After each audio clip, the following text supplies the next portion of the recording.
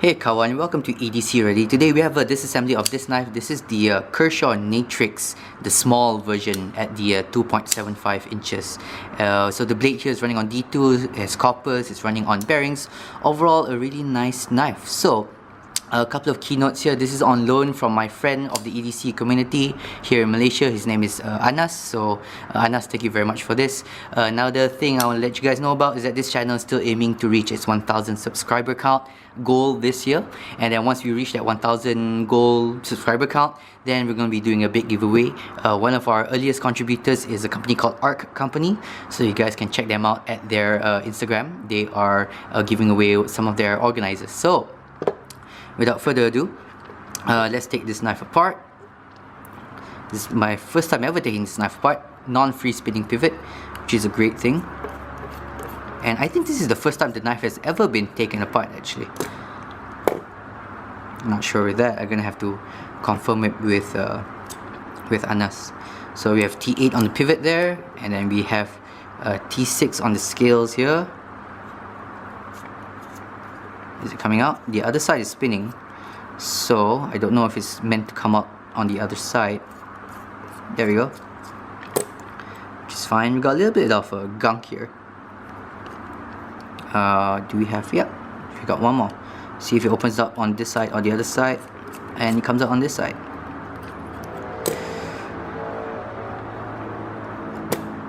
Alright, just wiggle it out. There we go. There we go. Okay, we have bearings, we have a spacer, I think, of sorts. We have the other bearing. We have the stop pin, and then the other spacer. So what this is just a little spacer you put in here so that the bearings can reach all the way to the end there. Alright, no problem. Let's clean this bad boy up. I'm going to be using some alcohol and a cotton bud to clean up everything. Where is my cotton bud? There we go. Alright.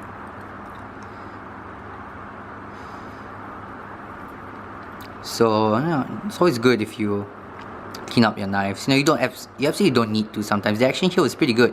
All you gotta do is tighten the screw a little bit and the action is pretty good. But cleaning my knives is something I like to do personally. It makes me feel a little bit more intimate with my knives, which I think something that brings me a bit of joy, a bit of happiness. If you don't like to do it, that's alright too. It's just how I personally like to roll. Right, so that's okay. It's all good. Now let's clean the inside of this, which is a little bit grimy, to be honest.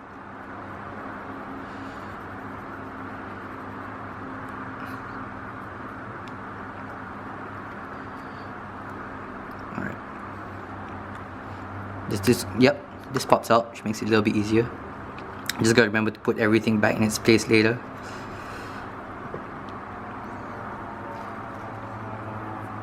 Let me know down below if you're the kind of person that likes to take apart and then clean your knives as well. I know it's not something that everyone likes to. Alright, in this case, let's take a cloth, let's clean out some of this gunk first. Just like that. Now, if I really take my time, I'm pretty sure I can get this a lot cleaner. But you know what? Sometimes less is more. Imagine how this used to look coming out of the factory, coming out all shiny. Right. And here it is. This is the subframe lock. So it's just screwed into this side of the frame right here.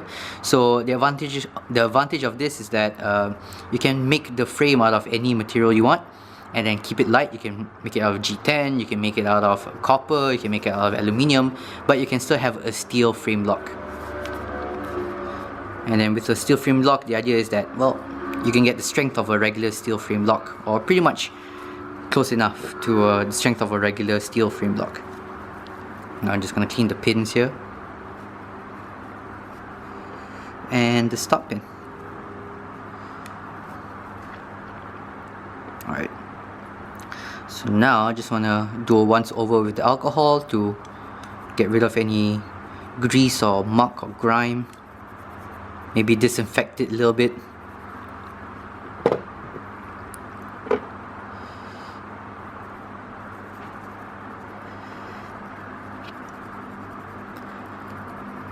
Clean up the screws, the screw areas right here.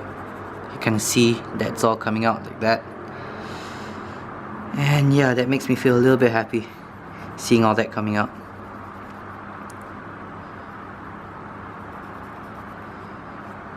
Alright, let's just clean the pocket clip here a little bit.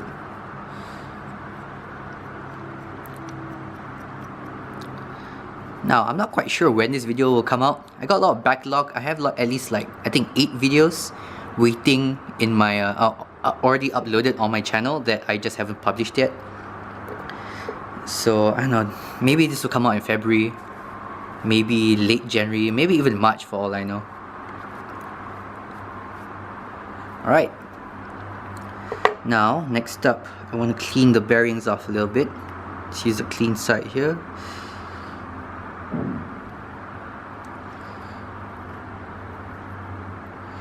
And then use bearings here. Just clean it off. Let's see how well we can improve this action. Now I predict that the action was good. It was a relatively false shutty. Detent was super nice on this. So let's just see how much better this action can get. Alright. So next up, what I want to do is use some breakthrough lube to kind of lube up everything. But before that, let's close up this alcohol, just so that it doesn't go spilling off everywhere. Because knowing me, it can spill off. Alright, first things first, let's add some here. And then let's just spread it along the inside here as well, to help with just a little bit of corrosion resistance. Let's lube up the detent ball. Just like that. Yeah. Lube it up back here, over here.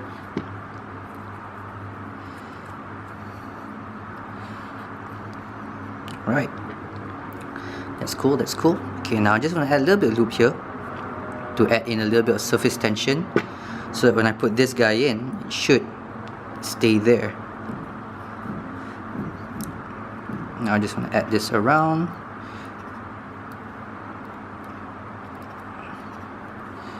And then just spread that bad boy all the way around.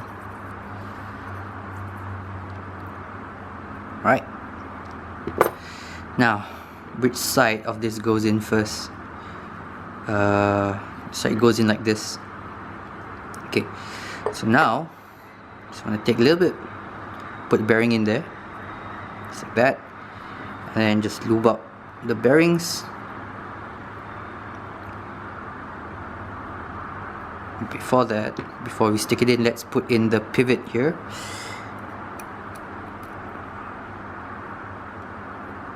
Just gonna make sure it's seated in properly, like so. There we go. Perfect.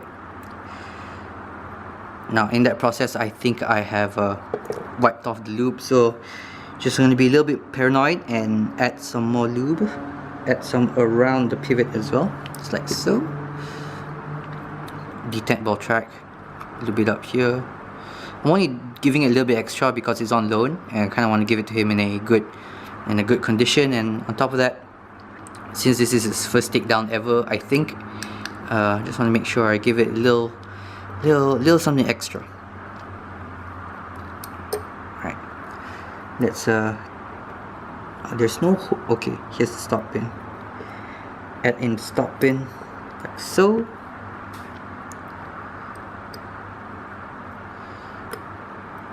Right.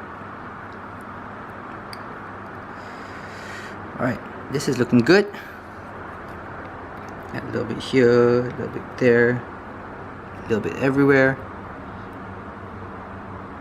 So add some on the inside here. Spread that bad boy around. Spread it around. Alright, let's just hope everything comes back into place, because if not, I'm going to be replacing this. This has gotten out of seat. see if we can shape it back in. It is, there we go. This is a hexagonal, which is why it doesn't free spin, it just sticks back into place like that. Now for this knife, I'm very sure I need to put in some medium strength or blue Loctite, because I have noticed that it does have a tendency to unscrew itself. So I'm just going to take a little bit of blue Loctite here, just a little bit, put it on the pivot screw. So put it here a little bit, just a tiny little, there we go, just a tiny dab. Stick it in.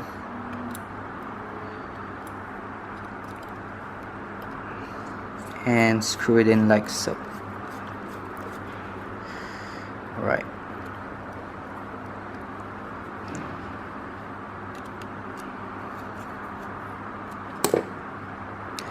Next up, I'm gonna stick in the smaller screws.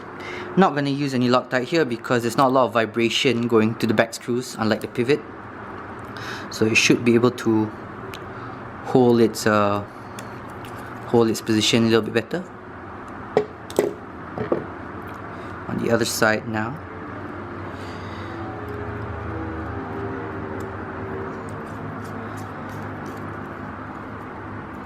Tighten that up. Tighten that up. Do we have blade play? No blade play, which means it's going to be tight.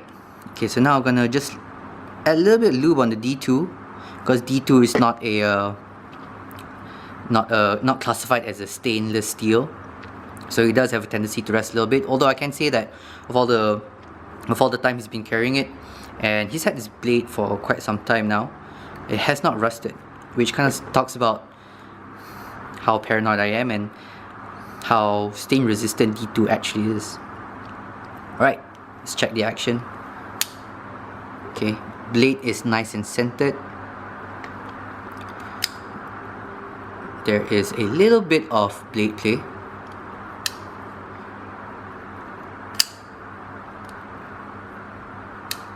It's a little tight. Where is that blade play coming from? Now, since it's only screw on one side, which means that it can only be tightened on one side. There you go. Zero blade play. Centering is pretty okay. Detent's good. Doesn't want to drop shut as much. Okay, let's see if we can back this off a little bit. There's no blade play. So what's gonna happen is I'll see how much looseness I can get away with it. Turning it 1/6 of a turn at a time.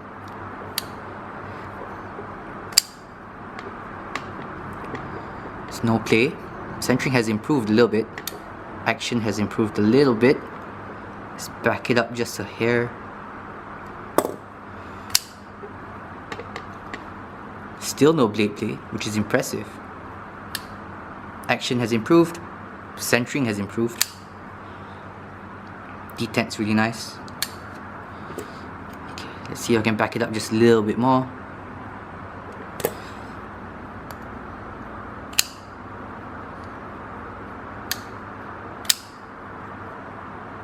Okay, now we have just the tiniest amount of blade play. So I'm just going to tighten it.